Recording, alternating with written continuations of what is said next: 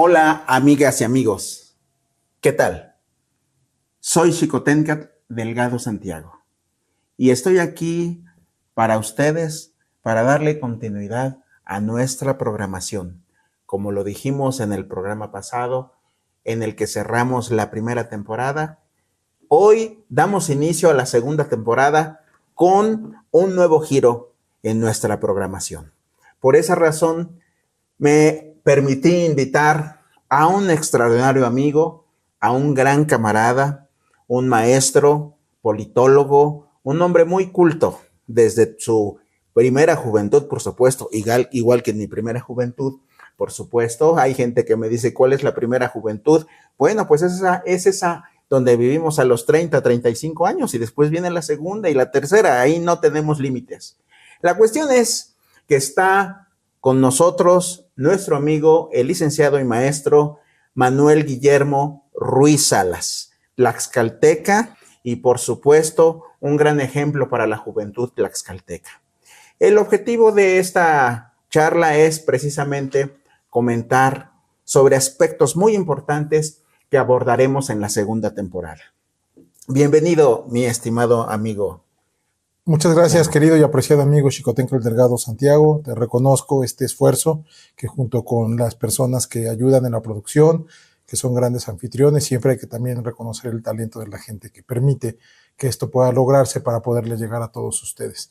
Me siento muy halagado de que hayas tenido esta fijación en que tu amigo y tu querido hermano pueda estar aquí presente. Queremos abonar a este gran esfuerzo, te felicito mucho por ello, de poder generar en la juventud, en los lectores, un ejercicio auténtico de crítica y de reflexión. En estos tiempos que hoy vivimos son muy, muy, muy necesarios. Muchas gracias por invitarnos, querido amigo. Gracias por aceptar la invitación.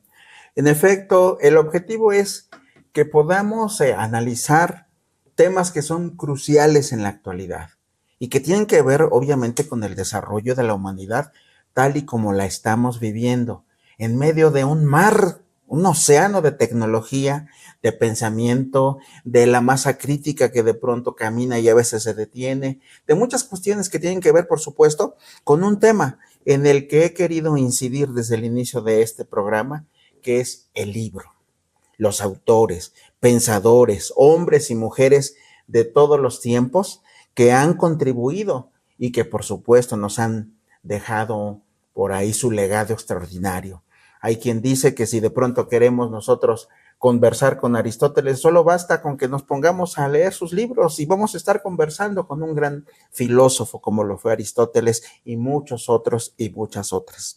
Entonces, bueno, precisamente entrando en materia respecto del libro, como lo dijo Jorge Luis Borges, un extraordinario intelectual de origen argentino, que el libro es precisamente uno de los instrumentos más asombrosos inventados por la humanidad, ¿no? Es la extensión de la imaginación. ¿Cuál crees tú que sea el destino del libro en medio ya de tanto desarrollo de materiales digitales y, por supuesto, del libro digital? ¿Tendrá un futuro dentro de 15, 20, 30 años el libro en su forma física? Indudablemente, el libro, como bien lo manifiestas, es una de las más grandes aportaciones al conocimiento humano, al arte mismo de leer, al socializar a la cultura de las masas, el acceso a la ciencia, al arte, a la tecnología.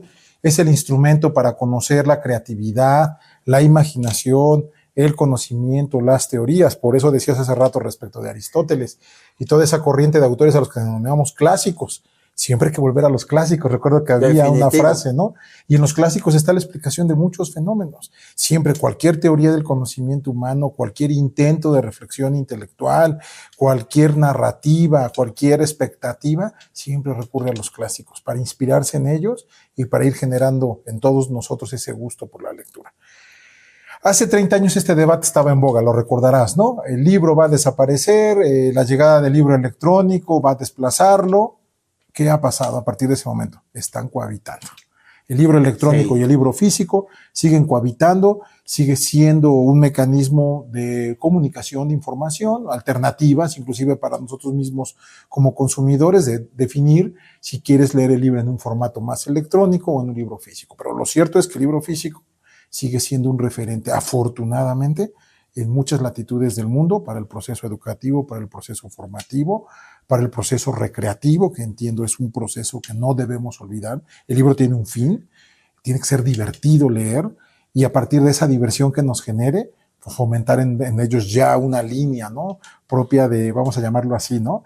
De collage de lecturas, ¿no? De cereal de lecturas que nos permita obviamente hacer agradable nuestra mañana, nuestra tarde, nuestra noche, ¿no? Claro, desde la invención del mismo y luego con la difusión a gran escala con la imprenta, la civilización es lo que hoy conocemos gracias al libro. Eso es indiscutible. Su esencia. Por eso, nadie lo puede negar. Por eso el primer libro que fue precisamente ya editado para las clases populares, la Biblia ya en esa edición que Gutenberg le dio a conocer al mundo, por eso hablan hoy que el libro es la galaxia Gutenberg, ¿no? Que a partir de ese momento, obviamente se tuvo acceso, porque ese conocimiento también estuvo muchos siglos, estuvo concentrado en cierto número de instituciones, y era un pecado, era un atrevimiento, ¿no? Era una osadía intentar leer lo que no estaba permitido. De ahí ese valor social, más allá de meternos en una cuestión política o ideológica, el valor social y cultural del libro es lo que ha hecho precisamente accesible a cualquier ser humano el conocimiento. Ciertamente, de ahí la discusión y el planteamiento en algunos de los libros. Por ejemplo, va a ser motivo de un programa de polémicos, El nombre de la rosa de Humberto Eco, ¿no? Cuando los personajes querían leer y de pronto pues los mataban, porque estaba prohibido, prohibidísimo. Es decir, impensable que a cualquier ser humano común le dieran el acceso al conocimiento. Y es precisamente Humberto Eco quien años después, antes de su fallecimiento, nos hizo patente este primer pensamiento que tú planteabas hace un momento, ¿no? Él decía, aunque voy a reservarme la palabra exacta que utilizó, él decía, no podemos pensar que vamos a dejar de leer. O sea, eso es negar nuestra propia esencia humana, ¿no? Entonces él decía, a ver, yo creo que alguien que ya empieza a definir como que ya no se van a usar los libros es alguien que no es humano. Lo dijo con otras palabras. Pero indudablemente él puso la discusión en su carácter de filósofo, de lingüista, lo puso muy bien en el énfasis, ¿no? No podemos condenar a las nuevas generaciones a perderse el placer de la lectura física. Y si somos más románticos, al placer del olor de un libro nuevo, de un libro usado. La tinta, el papel, es correcto, el tacto, el sabor. El todo. saber que están guardadas las puertas del conocimiento, y por eso a quienes a lo largo del tiempo nos va generando la necesidad de ir creando desde una modesta biblioteca hasta la adquisición de más libros, pues el interés es ese precisamente, ¿no? Que en cualquier momento, ante cualquier estado de ánimo, ante cualquier necesidad de conocimiento, información, investigación o recreación, puedas ir a esa puerta que tienes en casa y tomar precisamente a quien te va a dar el consejo, ¿no? El autor, a quien te vas a identificar en una historia, y a veces hasta el modesto diccionario, ¿no? Encontrar en él la solución a una duda específica. Creo que por eso la lectura debe ser uno de los hábitos mejor fomentados. Tenemos que ser muy, muy responsables en difundir ese cariño hacia la lectura, ¿no? Porque la lectura no debemos generarla como una obligación. Si lo vemos así, va a ser muy difícil motivar a las nuevas generaciones a ese gusto de la lectura. La lectura debe ser una motivación, un interés. Y se vale de poquito en poquito para ir generando cada vez una mayor conciencia lectora. Este último argumento tuyo me lleva a la siguiente reflexión, y precisamente planteado desde el enfoque de la masa crítica. Es decir, uno de los efectos más contundentes que ha logrado el libro es de pronto generar que se dé como en esa esencia de la masa crítica un movimiento que se mantenga, que se sostenga por sí mismo, precisamente porque lleva o conduce a parte de la humanidad al rescate, a la lucha o a la defensa de algunos ideales. Uno de los ejemplos es, por ejemplo, perdón la redundancia, uno de los grandes ejemplos que podríamos citar es la defensa de los derechos civiles, por ejemplo. Si vamos a cuestiones trascendentales y si vamos a cuestiones que a lo mejor tal vez alguien pudiera decir, no es trascendente, generar un gran movimiento en las enormes ciudades para que todo mundo utilice la bicicleta, con muchos efectos positivos, incluyendo la cuestión de la contaminación. La masa crítica es algo muy, muy importante, y en el contexto que acabas de mencionar del libro, el libro como tal, ha habido campañas desde la alfabetización, desde el generar hábito por la lectura. Algunas han tenido éxito, algunas no. ¿Qué podríamos hacer? ¿Tú crees que un programa como Polémicos pudiera generar algo así? O que a lo mejor en masa, programas diferentes, podamos coincidir y generemos esa masa crítica a favor del libro? Indudablemente, porque el libro, entendido como la palabra impresa, es un mecanismo liberador de la mente. Nos da seguridad, nos permite una mejor locución, un mejor manejo del verbo, una mejor escritura, una capacidad de argumentación. Es decir, la lectura tiene un fin práctico, nos es útil. Y obviamente en el consenso de la humanidad, pues también el libro ha sido liberador de ideas, ¿no? Grandes libros han generado revoluciones, ¿no? O la interpretación de esos libros ha generado movimientos, ideologías, filosofías que le han mejorado la vida a millones de seres humanos. Revolución Francesa. Es correcto, o generado la expectativa de una mejor vida, de un mejor sistema, ¿no? Es la época de gloria de los enciclopedistas, ¿no? Totalmente. De hecho, esa parte de la historia de la humanidad precisamente determina que el libro o esa serie de libros que hoy conocemos como enciclopedia, todo el conocimiento acumulado de la A a la Z, al menos en el idioma español, porque cada idioma tiene su alfabeto, claro, ¿no? Pues genera precisamente esa intención, ¿no? El momento en que la humanidad logra concentrar en un determinado número de libros todo el conocimiento acumulado, es indudable que el libro y la lectura se vuelven por consecuencia el mecanismo liberador de la creatividad, de la inteligencia y de la creación humana.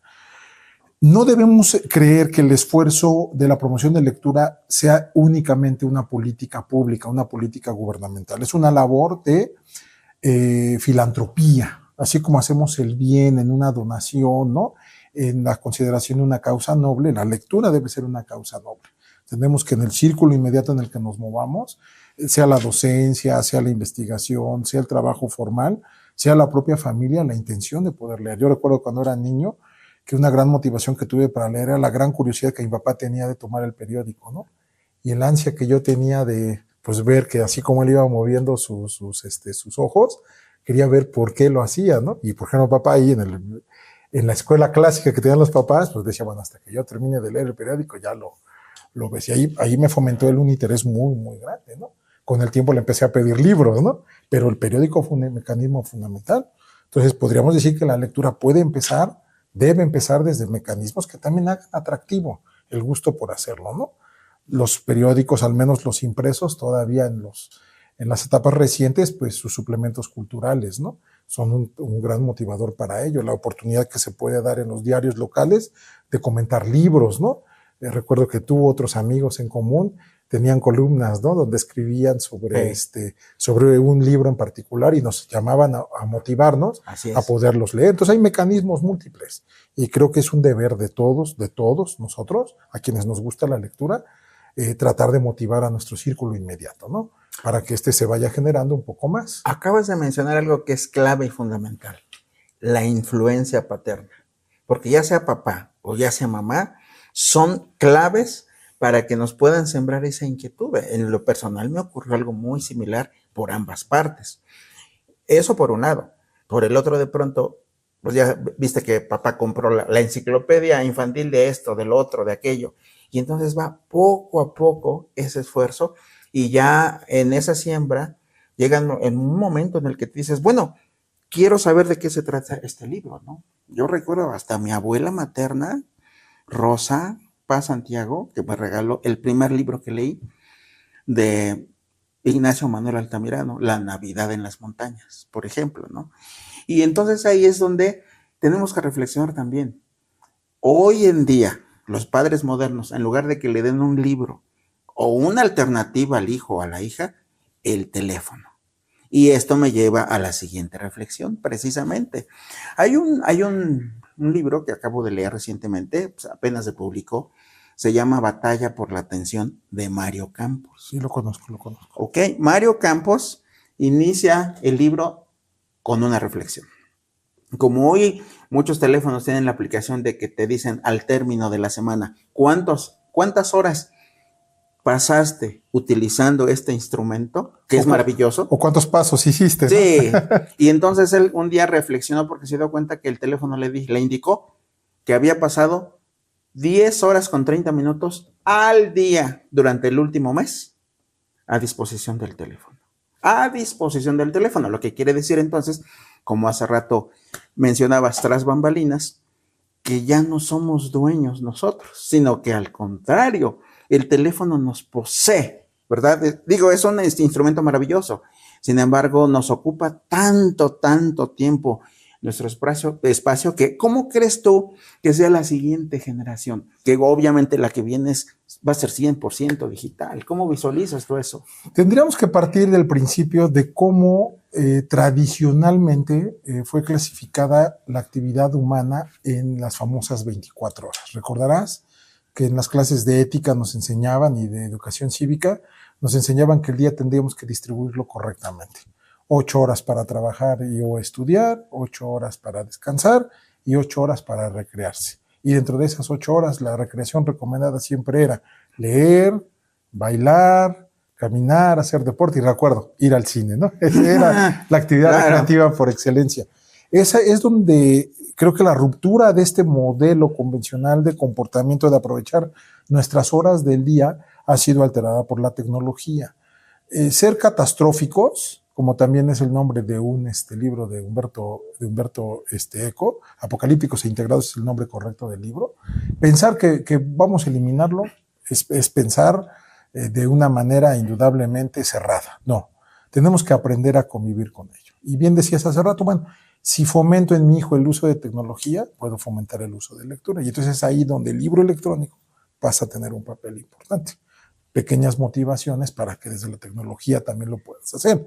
Lo que no podemos concebir es que hoy, esas 10 horas que el autor del libro que mencionas reflexiona, pues sean robándole horas al descanso y robándole horas al trabajo. Hoy también es una realidad en muchas oficinas públicas y en la iniciativa privada, ¿no? El descuido, la falta de precaución por estar en el teléfono, la mala imagen que tú puedes generar por percibir que le estás poniendo más interés a algo superfluo, ¿no? Pero si por el contrario lo vemos en el otro sentido y vemos que la tecnología, el uso del teléfono va a facilitarnos el trabajo, va a facilitarnos el proceso educativo, sin abusar obviamente de aspectos como los que hoy tenemos, que son la inteligencia artificial, pues indudablemente sí hay una gran oportunidad de cohabitación, como en su momento representó la ruptura de muchos inventos o muchas creaciones, como la bicicleta, ¿no? O el auto a base de vapor, las máquinas de vapor, lo que fue la revolución industrial. Estamos en una permanente dinámica. Lo que no debemos dejar de generar es el gusto por lo que la humanidad ha generado. Y tengo un librito por ahí muy bonito que se llama El arte de leer. Y tenemos que quitarle a la lectura la idea de que es un aspecto elitista o meramente informativo. No, tenemos que entender que tiene un carácter formativo, divertido y recreativo, que para las horas de reflexión, para las horas de cierto tipo de actividades podemos tenerlo. Tu generación, mi generación, muchas generaciones, incluso se nos educó con la idea de llevarse un libro siempre bajo el brazo para que cualquier oportunidad que tuvieras de leerlo, ya fuera en una central camionera, en un autobús, en un aeropuerto, en la espera de una sala, válgame la redundancia, de espera, ¿no? En la espera de un trámite, pudiéramos hacerlo. Hoy, paradójicamente, esa sustitución de lo que antes hacíamos con el libro, hoy lo hacemos con el teléfono, ¿no? Y cualquier oportunidad que tenemos de 10, 15 minutos de ajuste a alguna actividad, pues estamos ahí verificando nuestras redes sociales preponderantemente, ¿no? Mario Campos llega a la conclusión, en la parte final de su libro, estableciendo que la mejor forma de tener el control de todo ese tiempo, es decir, nosotros debemos tener el control, nosotros, no el aparatito, es con mucha disciplina. Pero es una disciplina que nos va a costar trabajo, porque de pronto las generaciones actuales que son tiktokeras, por ejemplo, pues pueden pasar 3 horas, pum, 3 horas viendo videos. La disciplina es marcarte un tiempo en el que sin que tú renuncies a algo que para ti es un gusto, puedas reducirlo y poco a poco puedas reducir esas 10 horas, 30 minutos que Mario Campos llevaba. Él lo hizo. Dice que logró por fin con disciplina y a final de cuentas, pues empleó su tiempo para otras cuestiones que pues son importantes, ¿no? Y bueno, pasando a algo muy, muy importante, mi estimado amigo, mi hermano Memo, tú eres un gran lector, eso a mí me queda muy, muy claro. Te conozco desde muy joven y por supuesto puedo considerar que eres un líder intelectual en nuestro estado. ¿Qué consejos les puedes dar tú a las y los jóvenes, ya no solo de Tlaxcala, por supuesto, de este país y donde nos escuchen, para generar un buen hábito de lectura? Yo me he encontrado a muchas personas y gente muy, muy cercana que incluso me han pedido apoyo. Un saludo a la ingeniera Quispelao, porque ella hace poco me pidió apoyo en ese sentido. Y entonces comenzamos un programa muy, muy particular. Ya después se convirtió en esto, Polémicos. Espero que me siga todo el tiempo, porque le he dicho, cuando me escuches en Polémicos, haz de cuenta que te estoy hablando a ti. ¿Qué recomendaciones tú les harías para que gradualmente se pueda convertir en un buen hábito? Porque dijiste hace rato, lo mencionaste acertadamente. Leer no solamente es para informarse, es formativo, y sobre todo, algo en lo que yo siempre insisto, debe haber un placer cortical, es decir, un placer cuando estemos leyendo, para que de verdad lo tomemos. Esa sería mi recomendación. En tu caso, ¿tú cómo lo harías? ¿Qué les dirías? Bueno, pues precisamente tenemos que partir de un principio. Vivimos tiempos nuevos. Tenemos que adaptarnos, tenemos que cohabitar con los nuevos hábitos de los jóvenes. Ellos, muchos de ellos, sobre todo de la generación universitaria y la preparatoriana, están en este momento en una expectativa de volverse influencers, de volverse youtubers, de volverse líderes de opinión, paradójicamente líderes de opinión en las redes sociales. Y ellos creen, muchos de ellos creen que el modelo está en seguir a los modelos, vamos a llamarlo así, comerciales, que ellos creen que son modelos culturales. No desdeño, ¿no? El género humano tiene la libertad de definir sus gustos y aficiones, ¿no? Hay quien considera que su líder de opinión está siendo el cantante de moda, la cantante de moda, está siendo el bailarín o la bailarina de moda, ¿no? El diseñador o la diseñadora de moda. Es precisamente hacerles ver que esa gente, esos talentos, pues también muchos de ellos parten de principios que implicaron su formación. Si nos vamos al mundo del espectáculo, por ejemplo, Hollywood, ¿no? El prototipo pareciera ser ver que los artistas en Hollywood pues están consagrados en sí mismos por su actuación.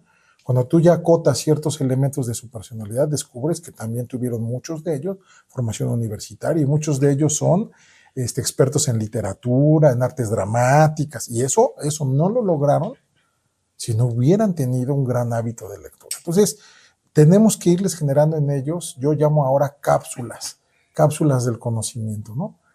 Tu generación, mi generación nos educaron a leer un libro y dar un resumen.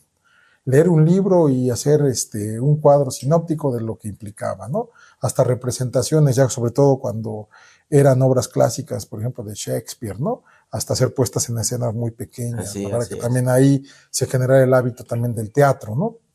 Como bella arte. Tiene que verse con motivaciones que les demos. Yo lo veo con mis alumnos. Partimos de principios muy generales en un tema específico y los voy llevando de tal manera que al final les pido que hagan una pequeña cápsula, les alimento un pequeño material bibliográfico, pequeño, te soy honesto, 2, 3 páginas, para que ahí encuentren ellos esa motivación. Y obviamente hay quien entre de ellos dice, no, yo no me quedo conforme con eso. Y entonces empiezan a generar ese hábito, ¿no? Sembrar esa semillita del interés. Porque si lo generamos como una obligación, si lo vemos como en el bachillerato, la materia de literatura, verla como que era una obligación pasarla, no. Un peso.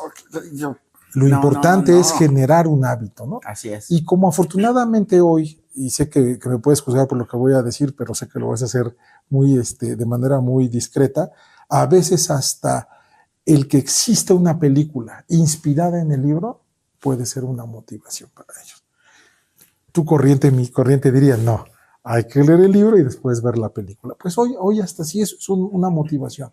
Para que ellos puedan leer, hay que hacerlo. Y entonces, si hacemos círculos de cine, se vuelven círculos literarios. Si recomendamos una película clásica que tome un tema con sus pequeñas licencias históricas, porque también se vale a veces en las producciones, si generamos un interés como tal se da. A mí me pasó con Gladiador, que incluso ahorita ya va en segunda parte, ¿no? En segunda versión, o su nueva adaptación.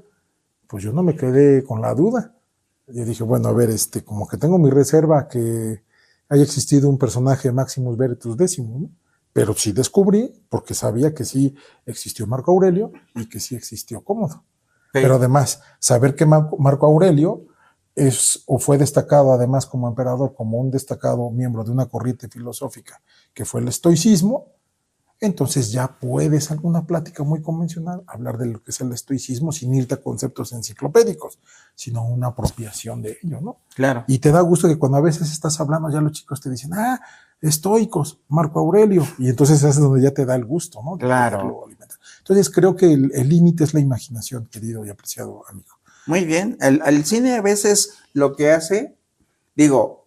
Las series ahora, ¿no? Las series. El objetivo es comercial del cine. Y muchas veces puede haber una adaptación muy buena y a veces rompen los esquemas. A mí me pasó con Frankenstein de Mary Shelley.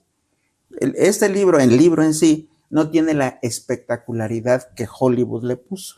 Sobre todo una en la que actuó como el monstruo Robert De Niro.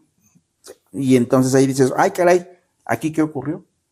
No, pues los productores dijeron, hay que reescribir la historia, hacerla más espectacular. Puede ser bueno, claro. Sin embargo, cuando de pronto ya leemos en sí el libro, te das cuenta de que no es así.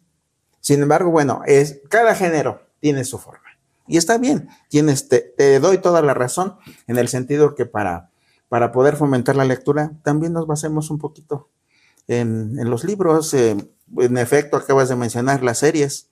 Híjole, de pronto ver una extraordinaria como es Juego de Tronos y darte cuenta que los libros son ladrillos, Canción de Hielo y Fuego, un ladrillo de 800 páginas y son 5 tomos.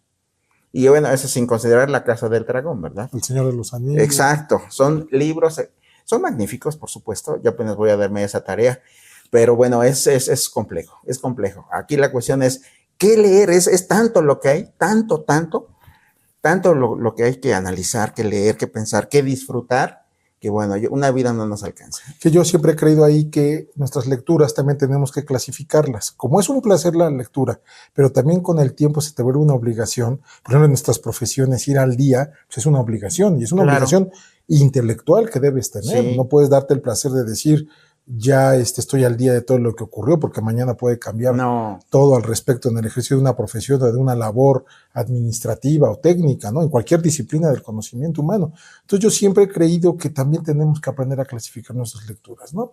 La lectura de placer, creativa, la que te emociona, ¿no? Te metes en el personaje, vives la vivencia, valga la redundancia, visitas el recorrido que el libro te marca. A mí me pasó alguna ocasión con un libro. Me gustó tanto que cuando tuve oportunidad de viajar a X país, me fui sobre el guión de lo que vi el libro para conocer tales o cuales lugares. Sí, se vuelve una motivación, ¿no? El otro es lo que yo llamo la lectura de coyuntura, la lectura que es obligatoria para tu formación, la que necesitas ir al día. Y la lectura de descanso, que es la lectura que te puede permitir descansar entre la recreativa y la de coyuntura, que es la que te permite conciliar el sueño, irte la llevando de a poquito, ¿no? Un libro ahí a veces, por ejemplo, ahorita a mí me ha gustado mucho últimamente el género de esta narrativa histórica, ¿no? Y sobre todo en el caso de la historia de México. ¿La novela histórica? Es correcto. Entonces he encontrado en ella una motivación muy grande para imaginar otras cosas y a veces con el personaje de ficción entender muchos hechos históricos que ocurrieron, ¿no? Y es maravilloso porque maravillosa la te novela vinculas histórica. y te atas, o sea, se vuelve de un gusto hasta culposo, ¿no? Porque dices, yo quiero ver qué sigue, ¿no? ¿Será motivo también de un programa de polémicos? Yo estoy enamorado de El seductor de la patria. Así es. De Enrique Serna. Lo vamos a analizar en su momento. Y esta reflexión que acabamos de hacer me lleva a la tal vez pregunta más difícil, que sería de pronto concentrar en 5 autores, hombres y mujeres, que más hayan influido, que te hayan sacudido a ti como ser humano. ¿Cuáles serían? Creo que con el último comentario que te hice, esta pregunta va a ser contestada. Precisamente es muy difícil concentrar, ¿no? Autores favoritos. Claro. Porque obviamente hay autores que pues, te pueden haber marcado hasta por una palabra, ¿no? O por un referente, un elemento, un diálogo, ¿no? O sea, indudablemente te marcan y ya después en el ejercicio intelectual a veces hasta podemos llegar a usar algunas de las palabras rebuscadas que en un libro nos quedaron muy marcadas. Claro. Mas, sin embargo, yo te diría que en este gusto culposo, porque para mí la lectura sí es un gusto culposo, a veces robándole tiempo a muchas cosas, Sí. Indudablemente uno de mis autores favoritos sería Hermann Hesse, indudablemente. Alemán, Así Premio es. Nobel de Literatura. Así es. Otro sería Alejandro Dumas padre. Perfectamente. Alejandro Dumas padre. Uno más por mi formación, indudablemente, y de aplicación muy práctica en la cotidianidad de la vida, Maquiavelo. Me marcó profundamente en mi formación universitaria. El otro, Rousseau. Fíjate que Rousseau en dos obras. Una que tiene que ver con la filosofía política y otra con la educación. O sea, ahí cuando descubrí al Rousseau pedagogo, dije, wow, ¿no? O sea, esto va a estar muy, muy interesante, ¿no? El Emilio. Así es. Y en esta narrativa histórica que te comentaba, la última novedad literaria, encontré a una autora mexicana que se llama Sofía Guadarrama Collado.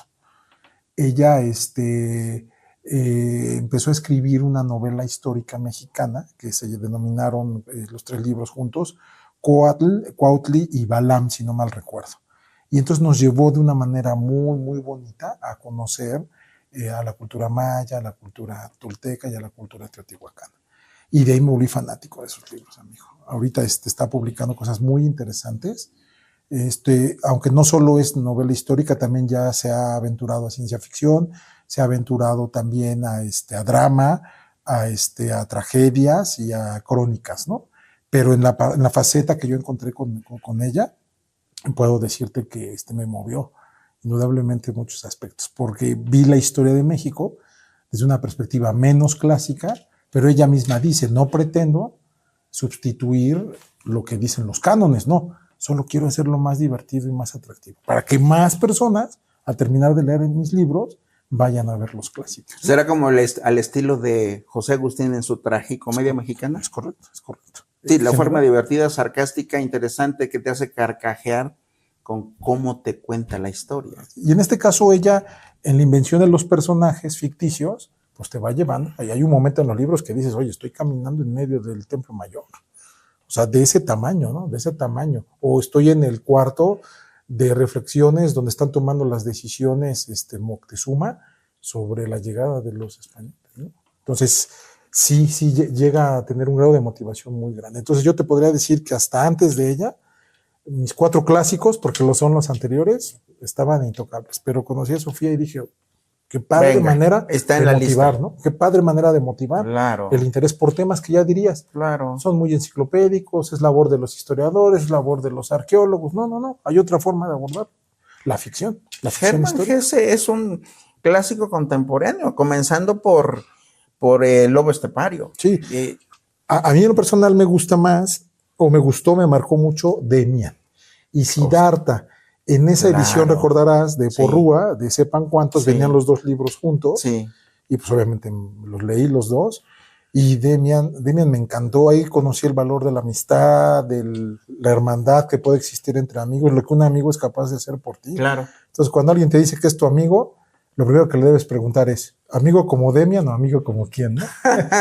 Para mí este autor casi alcanza la categoría de filósofo, como por ejemplo también, aparte de haber leído esos, ¿y si la guerra continúa? Sí, también. Es una profunda reflexión filosófica, ¿no? Entonces, bueno, por algo ganó el premio Nobel. Sí, y Siddhartha, pues la vida para quien ese libro no lo han leído, si puedo generar alguna motivación para ustedes, es la vida novelada de Buda, pero más allá de lo que lo que el personaje histórico pueda representar, a mí me tocó mucho las fibras de saber que la vida de excesos que todos podemos tener, en mayor o menor medida, va a tener un día límite. Y a partir de ese día límite vamos a ver la vida de una forma completamente diferente. Por eso ese libro me encantó. Porque hay un momento que te estás metido en la historia y dices, no, este tipo ya hizo todo lo que no hay que hacer bien en la vida, ¿no? Sí. Llega el momento de reflexión y a partir de ese momento, toda su obra, toda su acción, se vuelve en hacer el toda bien, su ¿no? Transformación total. Es correcto. Como entonces, ser humano. Por eso me marcó profundamente. Dumas, pues, ¿qué te voy a decir? Está Los Tres Mosqueteros.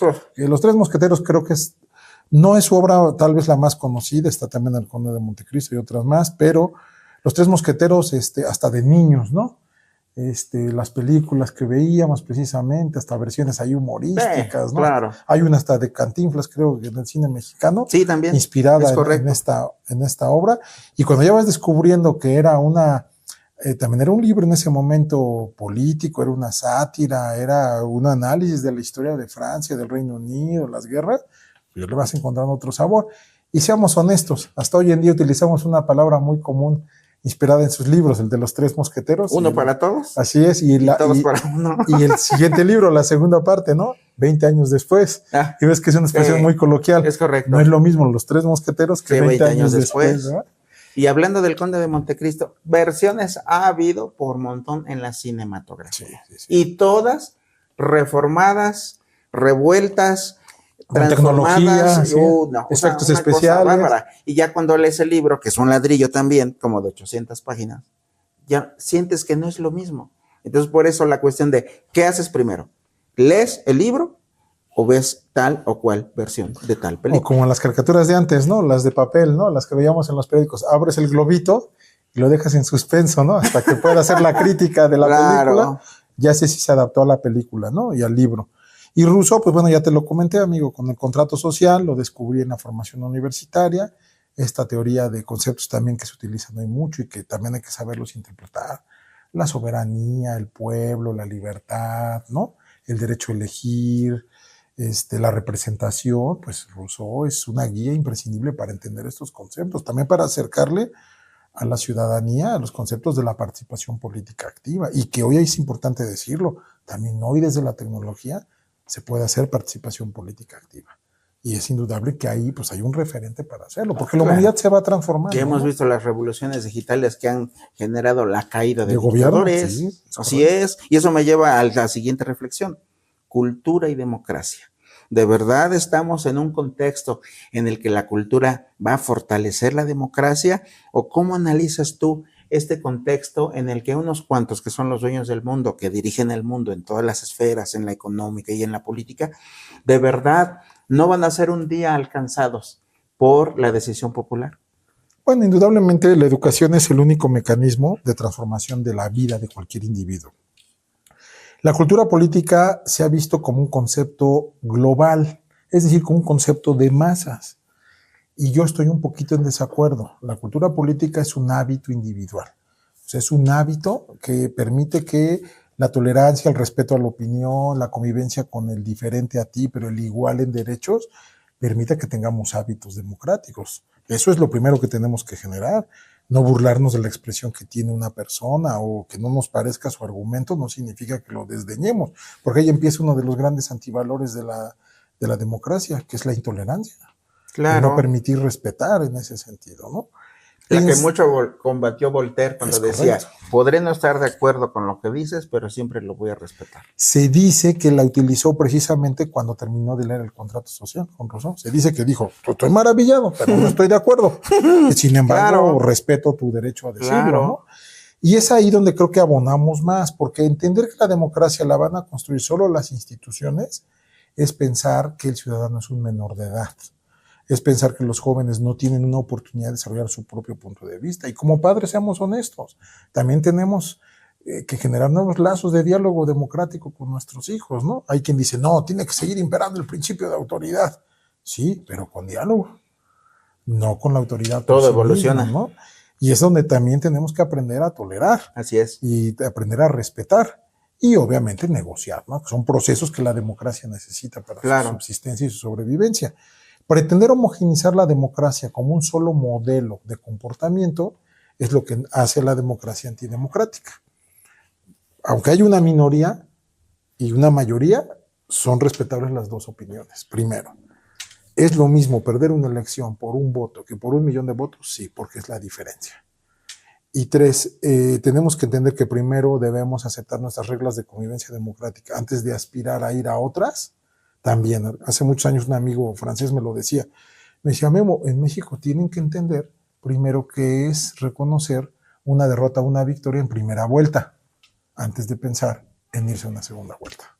Claro. Son los hábitos democráticos. Definitivo. Y la cultura política tiene en la lectura, en los círculos de lectura, en cine debate, en este tipo de expresiones, tiene una garantía muy adecuada de poder tener un ejercicio pleno. Tenemos que empoderar a los jóvenes y a las señoritas en un nuevo esquema de diálogo, porque si no, creerán que lo que está dentro de sus smartphones es lo que existe y es real. Y todos sabemos que también mucho de lo que ahí vemos es irreal, porque tiene demasiada tecnología, tiene demasiados efectos especiales, tiene demasiado control, tiene demasiado sesgo. También tenemos que aprenderles a ver que hay un mundo que es vamos a decirlo así, un mundo digital y hay un mundo real, ¿no? Claro. Porque si no, en ese tránsito, pues van a ver que el mundo que existe aquí no es el mismo que ocurre allá. Y entonces la Universidad de la Vida es la que va a presentar estos elementos. Entonces creo que es un elemento fundamental el permitirnos ir generando también una dinámica de cultura política, pero del individuo, para que aprenda a convivir en sociedad y respetar a sus semejantes. Eso nos lleva a la siguiente reflexión, que está en nuestro guión de esta tarde. ¿Crees que como seres humanos, considerando en general a toda la raza humana, si nos visualizamos hace 2500 años, hace 1000 años, para el 2025, somos mejores seres humanos? ¿Somos de verdad más humanos, más, digamos, empáticos, más integradores, más incluyentes como humanidad? Mira, hay una corriente en la sociología que no sé por qué extrañamente a la filosofía no ha llegado a patentarse. Y se habla de que estamos viviendo una etapa que es el posmodernismo. De entrada trae un concepto ahí etimológico raro, porque post significa después y moderno significa nuevo. Entonces, si jugamos un poco con el concepto, así muy coloquial dirías, lo que sigue después de lo nuevo, pues entonces es nuevo, ¿no? ¿Qué es? Entonces, claro, de entrada ahí hay un dilema ahí filosófico interesante. 3 características que tienen las nuevas generaciones, o las que estamos viviendo en el 2025 con las que estamos cohabitando. Profundamente individualistas, el entender que nuestro precepto de vida depende única y exclusivamente de nosotros hace que perdamos valores de integración social. Pero por el otro lado, nos cuesta mucho trabajo socializar, por ejemplo, para la resolución de un problema, ¿no? Y les pasa hoy incluso en las clases, ¿no? El decirles trabajo en equipo les suena complicado, ¿no? Porque buscan la afinidad luego, y tienen que aprender a trabajar con cualquier carácter, cualquier punto de vista, cualquier forma de pensar, porque ahí va implícito el respeto y la tolerancia. Pero en ese proceso, pues también se generan, paradójicamente, valores solidarios. Fíjate qué chistoso. Te cuesta trabajo socializar, pero a veces generas también valores solidarios hacia cierto tipo de problemáticas que te interesan. Y yo que observo respecto de hace 2 décadas o 3 ahora. Hoy, por ejemplo, en todas las generaciones, en todas las edades, veo un valor solidario muy grande, por ejemplo, para las cuestiones de las mascotas, por ejemplo. El respeto, ¿no?, al bienestar animal. Escuché por ahí un concepto hace poco, ¿no?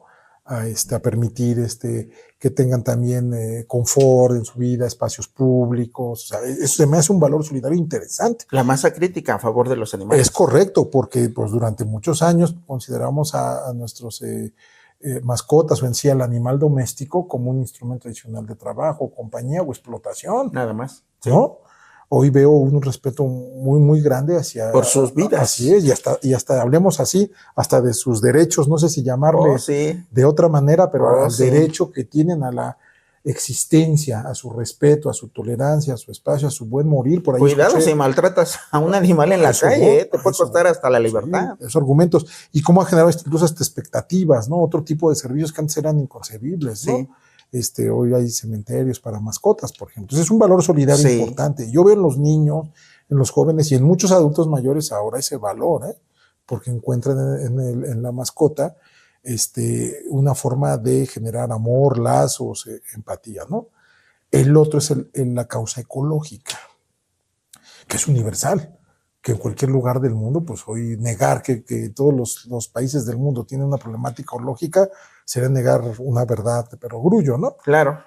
También yo veo ahí cada vez más conciencia hacia un valor solidario. A lo mejor le cuesta trabajo entenderlo, pero encuentra un lazo. Y así como hace muchos años La ideología era un mecanismo de identificación, de asociación hacia una lucha justa, hacia una inconformidad, el voto, los derechos políticos, etcétera. O yo veo más un esfuerzo hacia los valores solidarios. Y la tecnología les está sirviendo de mecanismo. Lo que hay que encauzar es precisamente el gusto hacia materiales lectores, hacia investigaciones, hasta, vamos a decirlo así, hasta manuales, ¿no? Manuales deontológicos sobre cómo tratar correctamente a una mascota. Debe ser ejercicio también de quiénes, de filósofos, de psicólogos, de sociólogos, para ir determinando también estas nuevas realidades que tiene la sociedad, Claro. ¿no? Yo observo ahora esa dinámica y creo que vamos a ver cosas muy interesantes. Si además vemos que, como dice Andrés Oppenheimer en un libro que se llama Sálvese quien pueda, ¿no? La inteligencia artificial y el uso de la tecnología va a poner en riesgo a muchas profesiones, pues también es importante revalorizar. Hoy también tenemos que replantearnos ese modelo en que nos educaron nuestros padres y nuestros abuelos de que debíamos tener una profesión y además un oficio. Hoy, quienes tienen la oportunidad de tener una profesión y además de tener un oficio, hoy también debemos tener la capacidad de ser emprendedores para generar también oportunidades de empleos que no nos los puedan dar, por ejemplo, la iniciativa privada o el sector gubernamental. Y en esta búsqueda, pues, por ejemplo, ya hay ejercicios interesantes, ¿no? Y también la lectura, las bibliotecas, las librerías de lo público, las librerías de lo viejito, como le llamamos nosotros, están haciendo una lucha impresionante por también fomentar la lectura, ¿eh? Y están dando resultados muy, muy interesantes, los círculos de lectura también. Yo lo veo en el lugar en que trabajo, implementamos por ahí una estrategia muy interesante, un tallercito, llevamos un carrito que tiene libros. Y entonces, en lo que la gente está esperando su turno para nuestro trámite, le prestamos el librito un ratito.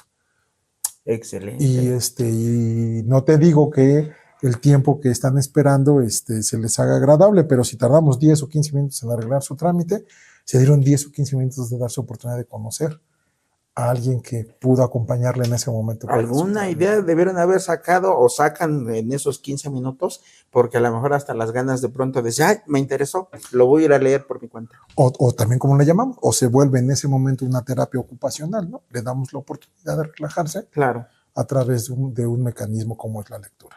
Acabas de mencionar a Andrés Oppenheimer, a mí me encanta, el tipo es magnífico en sus análisis que ha planteado en temas de educación, en otros temas en los que él analiza muy bien todo lo que hace. Entonces, y obviamente, cuando de pronto te hice la propuesta de esta charla, como la penúltima reflexión tiene que ver con la inteligencia artificial, aquí la pregunta es, muchos de diferentes generaciones que no somos tan jóvenes, aunque aún nos sentimos jóvenes, espíritu, nos resistimos de pronto. Y me comenta nuestro gran amigo Ricardo Lima, no te resistas, maestro. Sí, tienen toda la razón. No nos podemos resistir. Sin embargo, a lo que sí nos debemos de resistir es a que la inteligencia artificial sustituya nuestra forma de pensar. ¿Tú cómo analizas realmente? Pensemos muy drásticamente.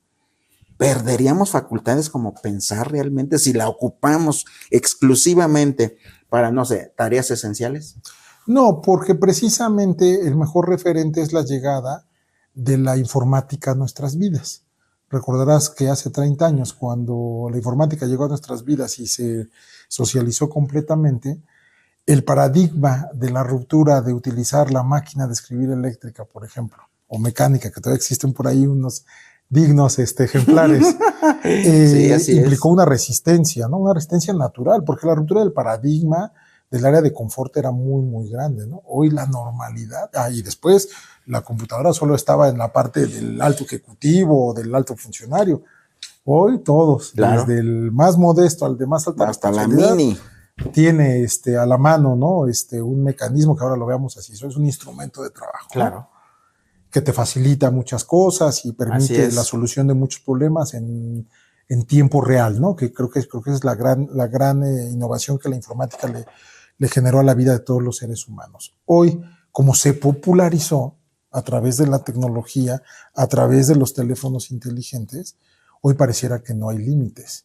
Y entonces, lo que antes veíamos en una revolución de telecomunicaciones cada 10 años, cada 5, pues lo estamos viendo cada septiembre, una empresita muy famosa, que no voy a decir su nombre, genera una expectativa global para que en septiembre haga el lanzamiento de su último producto, ¿no? ¿Y qué es lo único que cambia?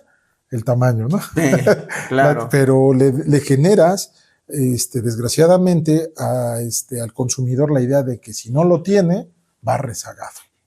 Lo mismo está pasando con la inteligencia artificial. Debemos entenderla como un mecanismo adicional para perfeccionar nuestro trabajo, nuestros hábitos de estudio, nuestros hábitos de investigación, pero creer que lo va a sustituir nos va a generar un gran conflicto ético en el corto plazo. Y a mí, pues el miedo que tengo, si se vale un poco utilizar ese argumento, es el hecho de que seamos descubiertos como entes generadores de contenido que no es nuestro. Esto equivaldría casi a la piratería. El plagio. Así es, ¿no? A no cuidar la esencia de lo que es el elemento humano, que es el raciocinio y la capacidad de analizar. Así es. Entonces creo que también tenemos que prepararnos para un nuevo gran salto.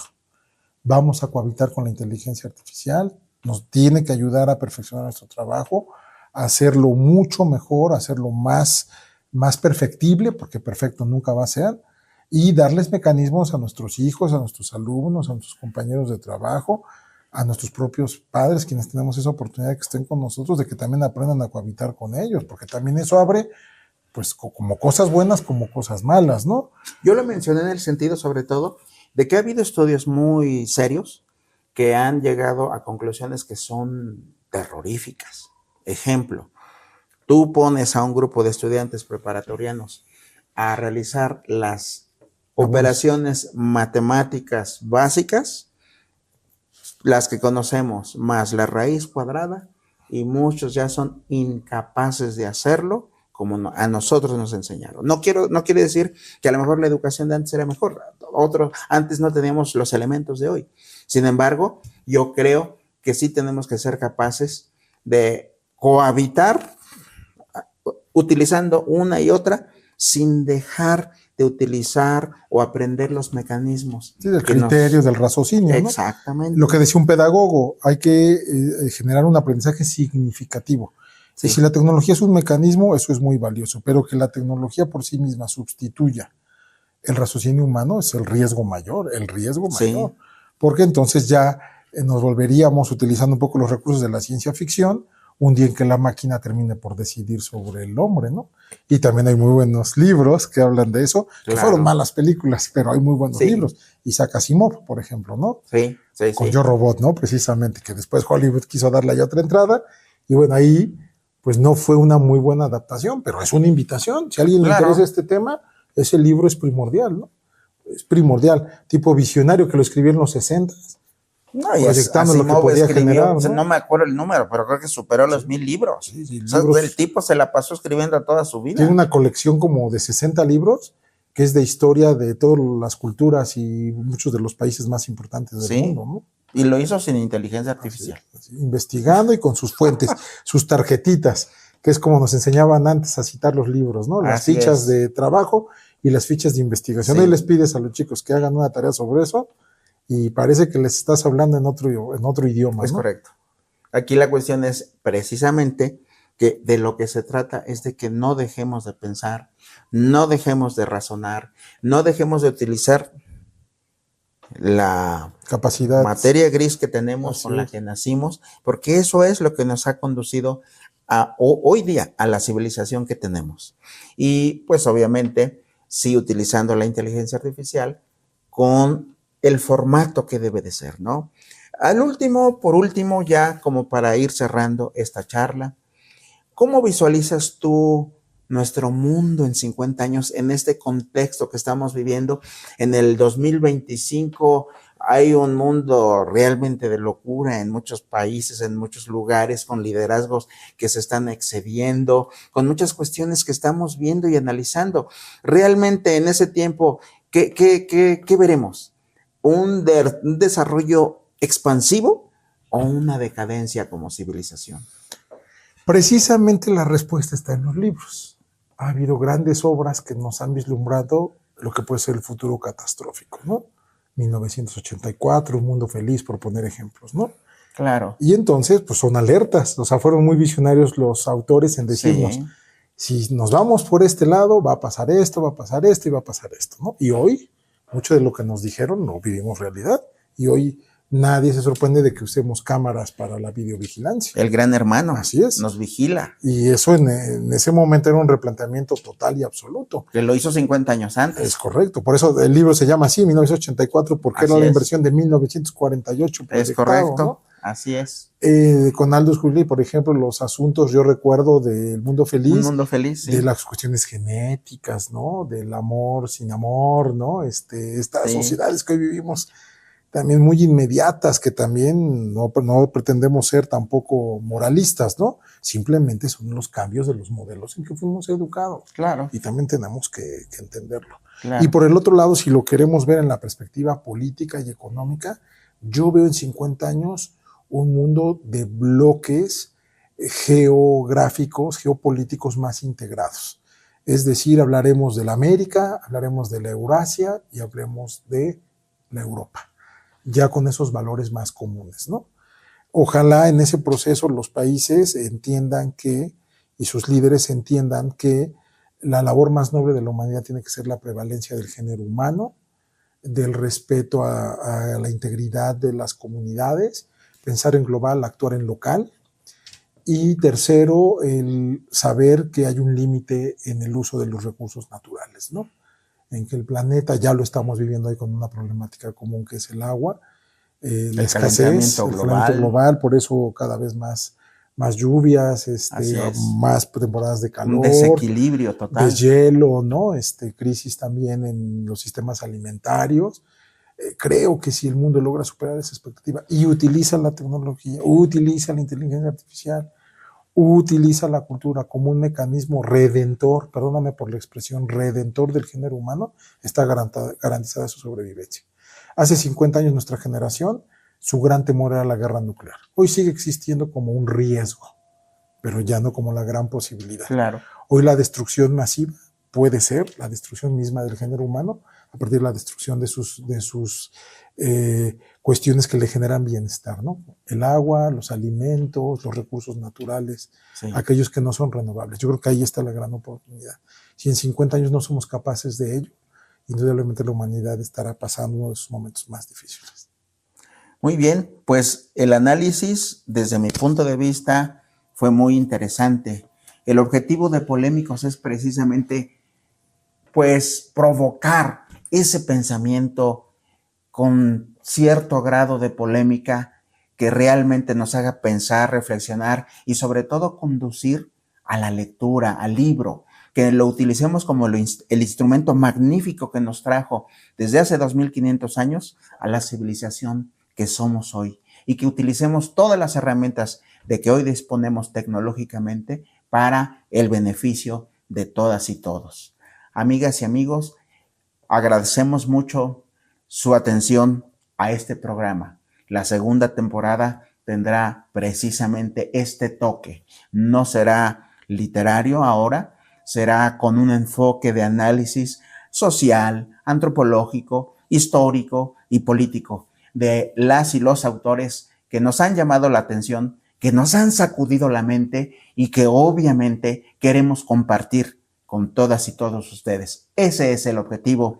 Mi hermano Memo, te agradezco mucho que hayas pues aceptado esta invitación para dialogar sobre este tema y muchos otros que obviamente en una cultura tan sólida como la que tú tienes podemos hablar horas y horas de libros y más libros. Sin embargo, aquí el objetivo es que nuestro auditorio nos escuche y que sepa cómo nosotros podemos encauzar toda esta inquietud.